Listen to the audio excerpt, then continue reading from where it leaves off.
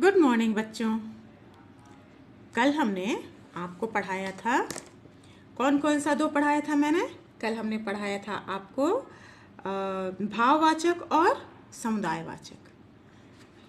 इस चैप्टर में जब स्टार्ट किए थे बेटा, तो हमने आपको पढ़ाया था संज्ञा, संज्ञा की परिभाषा, देन संज्ञा के भेद। ठीक है, संज्ञा के कितने भेद होते हैं? संज्ञा के 5 भेद होते हैं। जातिवाचक, व्यक्तिवाचक, भाववाचक, समुदायवाचक और द्रव्यवाचक। ठीक है, जिसमें से जातिवाचक, व्यक्तिवाचक, भाववाचक, समुदायवाचक आपकी समझ में आ गया है। आज हम आपको पढ़ाने जा रहे हैं द्रव्यवाचक संज्ञा। जैसा कि नाम से प्रतीत होता है, द्रव्यवाचक, द्रव्य मीन्स आपको पता है लिक्विड। आप साइंस में पढ़ते हैं ना, ठोस, जैसे क्या पढ़ते हैं? गैस, द्रव्य और तरल पढ़ते हैं ना। तो ये है लिक्विड, द्रव्य पदार्थ। यहाँ पे कह रहा है कि द्रव्यवाचक, द्रव्य का जिसको आप कह सकते हैं मटेरियल नाउन, कह रहे हैं कि जिस संज्ञा शब्द से किसी धातु, पदार्थ या द्रव्य का बोध होता है। किसका किसका? धातु का, पदार्थ का और द्रव्य का बोध होता है। ठीक है, तीनों अलग अलग समझ में आ रहा है बेटा। धातु मीन्स मेटल, कुछ भी, सोना चांदी कुछ भी आप ले सकते हैं। ठीक है, तो और द्रव्य पदार्थ कोई भी पदार्थ हो सकता है। ठीक है, और द्रव्य लिक्विड में पेट्रोल, डीजल, दूध, पानी कुछ भी हो सकता है। ठीक है, यहाँ तीनों चीज़ों की बात की जा रही, किसकी किसकी? धातु की, पदार्थ की और द्रव्य का बोध कराते हैं, उसे क्या कहते हैं? द्रव्यवाचक संज्ञा। आप इसको ऐसे भी समझ सकते हैं कि जिस संज्ञा शब्द से उस सामग्री या पदार्थ का बोध होता है। किसका? पदार्थ का बोध होता है जिसमें कोई वस्तु बनी हो। जैसे ठोस पदार्थ में हम आप ले सकते हैं सोना, चांदी, तांबा, लोहा, ऊन कुछ भी ले सकते हैं। लिक्विड में क्या क्या ले सकते हैं? तेल, पानी, घी, दूध कुछ भी। ठीक है, ये सब क्या है? द्रव्यवाचक, मटेरियल नाउन। आप इसकी डिफिनेशन ऐसे लिख सकते हैं। क्या लिख सकते हैं द्रव्यवाचक की? आप लिख सकते हैं जिस संज्ञा शब्द से, जिस संज्ञा शब्द से किसी धातु, किसी धातु, पदार्थ, धातु, पदार्थ या द्रव्य का बोध होता है। द्रव्य का बोध होता है।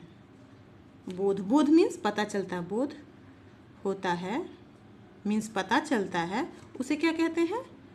उसे द्रव्यवाचक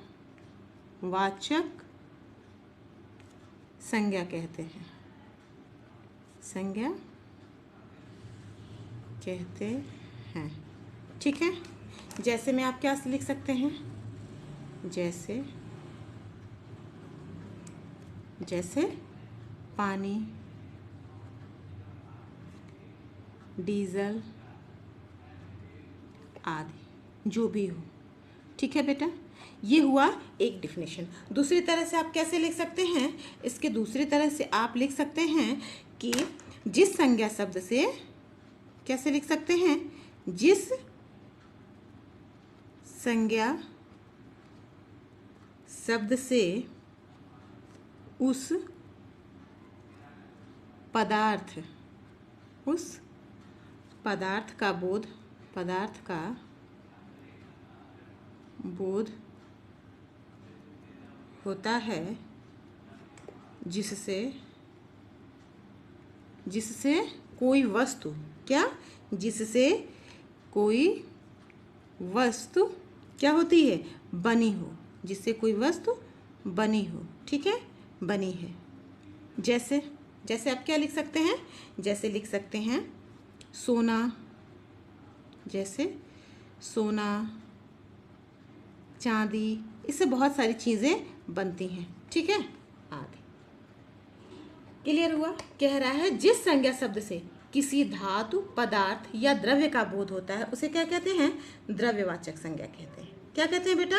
द्रव्यवाचक संज्ञा कहते हैं। ठीक है, या इसको ऐसे भी कहते हैं जिस संज्ञा शब्द से उस पदार्थ का बोध होता है। किस पदार्थ का? जो पदार्थ बना हुआ है, उस जिससे कोई वस्तु बनी हो उसे।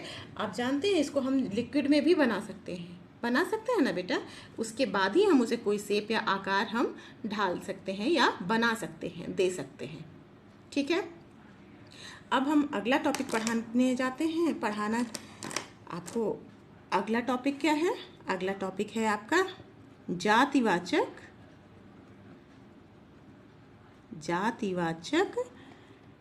संज्ञा और क्या है? व्यक्तिवाचक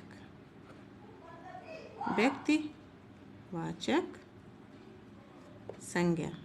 ठीक है, इन दोनों में क्या डिफरेंस है? जातिवाचक संज्ञा में और व्यक्तिवाचक संज्ञा में क्या अंतर है, ये बताएंगे हम आपको। ठीक है बेटा, जातिवाचक संज्ञा व व्यक्तिवाचक संज्ञा में क्या अंतर है, इस चीज़ को बेटा ध्यान से आप समझने की कोशिश करिएगा। जातिवाचक जो पूरे एक जाति का बोध कराता है और व्यक्तिवाचक जो पर्टिकुलर किसी व्यक्ति का बोध कराता है। आप इसको ऐसे समझ सकते हैं कि कभी कभी क्या होता है, व्यक्तिवाचक संज्ञा का प्रयोग जातिवाचक संज्ञा के रूप में होता है। कभी कभी क्या करते हैं, व्यक्तिवाचक संज्ञा को हम जातिवाचक संज्ञा के रूप में प्रयोग कर लेते हैं। कैसे कर लेते हैं? क्या होता है, जैसे हम कह सकते हैं ना कि आज के युग में हरिश्चंद्रों की कमी नहीं है। क्या कह रहे हैं? आजकल के युग में हरिश्चंद्रों की कमी नहीं है। हरिश्चंद्र का मतलब क्या हुआ बेटा?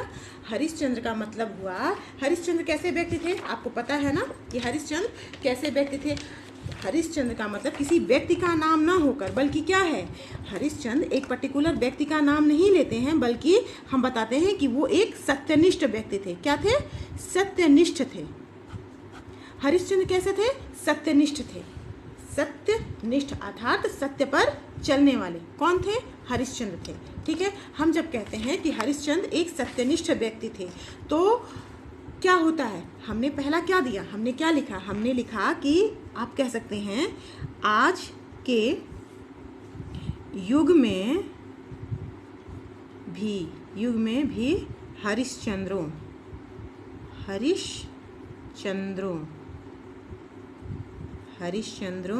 की कमी नहीं है। इसका क्या मतलब है? यहाँ पर्टिकुलर हमने एक व्यक्ति विशेष को कहा, ठीक है, लेकिन यहाँ हरिश्चंद्र को आप जानते हैं एक सत्यनिष्ठ व्यक्ति थे। हरिश्चंद्र की कहानी आप लोग को पता होगी ना बेटा।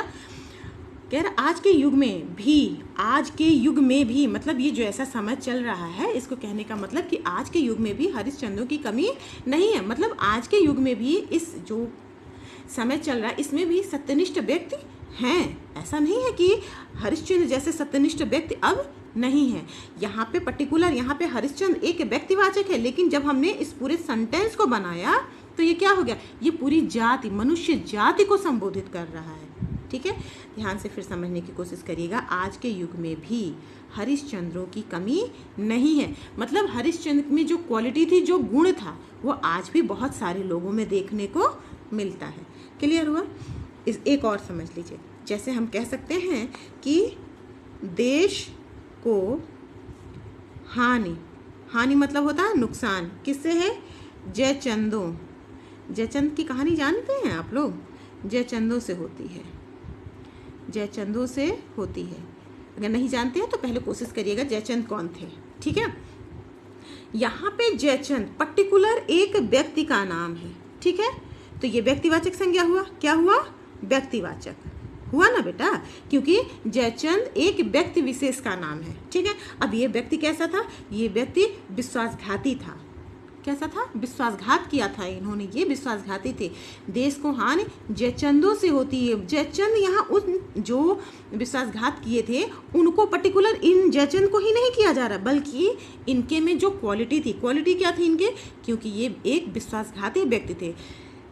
अर्थात इस उदाहरण के फलस्वरूप ये पता चलता है कि हमने एक व्यक्तिवाचक को लेके हमने पूरे जाति को बताया है। किसको बताया बेटा? पूरी जाति को संबोधित किया है कि अगर ऐसे लोग हैं हमारे समाज में, हमारी जाति में, हमारे इस मानव समाज में, तो इसीलिए हमारे देश को क्या पहुंचती है? हानि पहुंचती है। क्लियर बेटा? इन 2 एग्जाम्पल के थ्रू आपको क्लियर हो गया होगा कि हम व्यक्तिवाचक को कैसे जातिवाचक में कन्वर्ट करते हैं। ठीक है, अभी तक हमने आपको क्या बताया था बेटा? व्यक्तिवाचक संज्ञा का प्रयोग जातिवाचक संज्ञा के रूप में। मैंने यह भी समझा दिया था आपको आज के युग में हरिश्चंद्र और जयचंद के अकॉर्डिंग। ठीक है, अब हम आपको बताने जा रहे हैं वो क्या था, व्यक्तिवाचक किस में बदल रहा था, जातिवाचक में। अब बताने जा रहे हैं कि जातिवाचक संज्ञा का प्रयोग हम कैसे करते हैं, व्यक्तिवाचक संज्ञा के रूप में। ठीक है बेटा, अब इसको ये तो समझ में आ गया ना कि व्यक्तिवाचक संज्ञा का प्रयोग कैसे जातिवाचक में होता है। हरिश्चंद्र और जयचंद दोनों के अकॉर्डिंग मैंने आपको समझा दिया। अब आप देखिए कि जातिवाचक संज्ञा का प्रयोग कैसे पर्टिकुलर व्यक्ति के लिए होता है। ठीक है, क्या होता है, कभी कभी हम जातिवाचक संज्ञा का प्रयोग व्यक्तिवाचक संज्ञा के रूप में करते हैं। पूरे समूह को हम क्या करते हैं, पर्टिकुलर किसी एक व्यक्ति के लिए इस्तेमाल करते हैं। ठीक है बेटा, जैसे हमने लिखा गोस्वामी,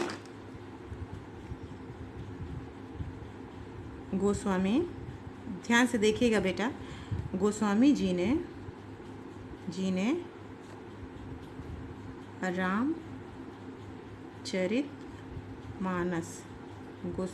ने रामचरितमानस क्या किया था, मानस की रचना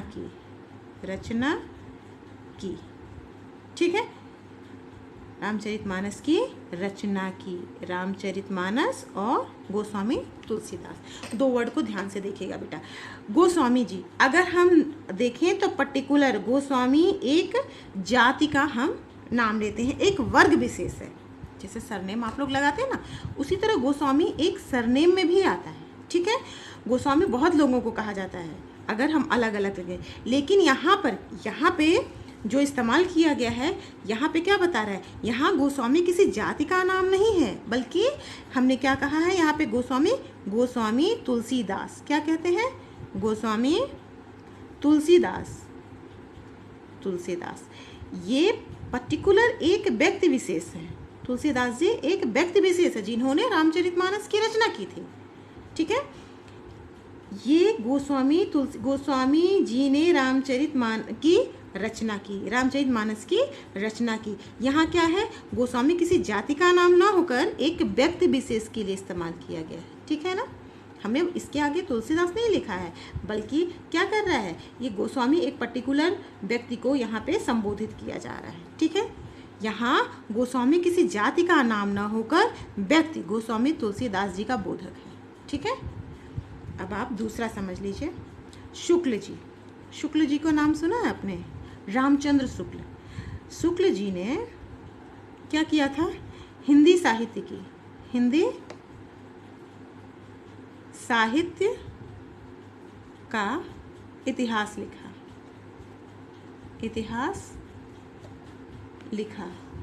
ठीक है, कह रहा है शुक्ल जी ने हिंदी साहित्य का इतिहास लिखा। शुक्ल जैसे कि आप जानते हैं, यहाँ शुक्ल जाति का नाम नहीं है, पर्टिकुलर बहुत सारे लोग होते हैं ना शुक्ल, यहाँ पे पर्टिकुलर किसी एक व्यक्ति का नाम नहीं लिया गया, बल्कि पूरी जाति का नाम है। ठीक है, लेकिन यहाँ पर हमने किसका नाम लिया है, यहाँ पे हमने लिया है नाम आचार्य रामचंद्र शुक्ल जी की। ठीक है, यहाँ पर हमने किसका नाम लिया है, रामचंद्र शुक्ल जी का। यहाँ पे पर्टिकुलर एक व्यक्ति विशेष का नाम है। ठीक है बेटा, क्लियर हुआ, व्यक्तिवाचक से कैसे जातिवाचक बनता है और जातिवाचक से कैसे व्यक्तिवाचक संज्ञा बनती है। क्लियर हुआ। अब आप इसको भी एक बार देख लीजिए, समुदायवाचक भाववाचक हो गया। समुदायवाचक सभा, संघ, सेना, गुच्छा, गिरोह, झुंड, वर्ग, परिवार, ये सब क्या है, समूह वाली संज्ञा है। ठीक है, जो संज्ञा शब्द किसी एक व्यक्ति का वाचक न होकर समूह या समुदाय का वाचक होता है, उसे क्या कहते हैं, समुदायवाचक। ठीक है, आज हमने पढ़ाया द्रव्यवाचक संज्ञा। जिस संज्ञा शब्द से किसी वस्तु, पदार्थ या द्रव्य का बोध होता है उसे द्रव्यवाचक संज्ञा कहते हैं। क्लियर। फिर हमने बताया जातिवाचक संज्ञा का व्यक्तिवाचक संज्ञा में कैसे प्रयोग किया जाता है और व्यक्तिवाचक संज्ञा का कैसे जातिवाचक संज्ञा में प्रयोग किया जाता है। ये चैप्टर आपको क्लियर हो गया होगा बेटा। अगर इसके बाद भी कहीं कोई डाउट है तो आप हमसे फिर मैसेज करके पूछ सकते हैं, बात कर सकते हैं। ठीक है, जैसे चाहें आप वैसे हमसे पूछ सकते हैं, फिर हम क्लियर कर देंगे। हम इसका PDF और क्वेश्चन आंसर आपको भेज दे रहे हैं। जितने भी ऑप्शनल क्वेश्चन हैं, मतलब जैसे कि टिक लगाने वाले या फिर होता है ना ट्रू फॉल्स या टिक लगाना या फिर भाववाचक संज्ञा में चेंज करना, मिलान करना, इस टाइप के जितने भी क्वेश्चन हैं बेटा, अगर आपके पास बुक आ गई है तो आप बुक में कर लीजिएगा, टिक लगा लीजिएगा। कॉपी में करने का कोई मतलब नहीं है, लेकिन जितने क्वेश्चन आंसर हैं वो सब कॉपी में ज़रूर कर लीजिएगा। ठीक है बेटा, सारे चैप्टर्स कंप्लीट कर लीजिए। बुक में है तो टिक लगा लीजिए, अगर बुक नहीं है तो हम PDF में भी ये सब भेज रहे हैं, आप चाहें तो उसको अपनी रफ़ कॉपी में लिख सकते हैं अलग से। इसलिए सिर्फ ऑप्शनल क्वेश्चन जैसे कि टिक लगाना हुआ, ट्रू फॉल्स हुआ, इस तरह के क्वेश्चंस आप अपनी रफ़ कॉपी में कर सकते हैं, लेकिन बाकी सारे क्वेश्चन फेयर कॉपी में कर लीजिएगा। अगर बुक अवेलेबल है बेटा तो आप बुक में टिक ज़रूर लगा लीजिएगा, जिससे आपको पता रहे। ठीक है, आज के लिए बस इतना ही। हाँ, कोई प्रॉब्लम हो तो आप हमसे जब चाहें आप पूछ सकते हैं। ठीक है बेटा, थैंक यू।